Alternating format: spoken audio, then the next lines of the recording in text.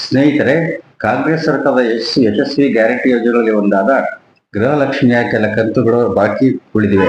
ಈ ಬಗ್ಗೆ ಮಾಹಿತಿ ನೀಡಿರುವ ಸಚಿವೆ ಲಕ್ಷ್ಮೀ ಹೆಬ್ಬಾಳ್ಕರ್ ಅವರು ಮೇ ಆರಂಭದಲ್ಲಿ ಒಟ್ಟಿಗೆ ಬಿಡುಗಡೆ ಮಾಡುವುದಾಗಿ ತಿಳಿಸಿದ್ದಾರೆ. ಗೃಹಲಕ್ಷ್ಮಿಯನ್ನೇ ನಂಬಿ ಹಲವರು ಜೀವನ ಸುಧಾರಿಸಿಕೊಂಡಿದ್ದರು. ಕಂತು ಪಾವತಿ ಆಗದ ಬಗ್ಗೆ ಪ್ರತಿಪಕ್ಷಗಳು ಟೀಕಿಸುತ್ತಿದ್ದವು.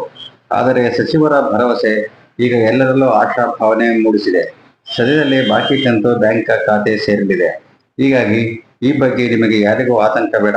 ಶೀಘ್ರದಲ್ಲೇ ಕಂತಿನ ಬಾಕಿ ಹಣಗಳು ನಿಮ್ಮ ಬ್ಯಾಂಕ್ ಖಾತೆಯನ್ನ ಸೇರಲಿವೆ.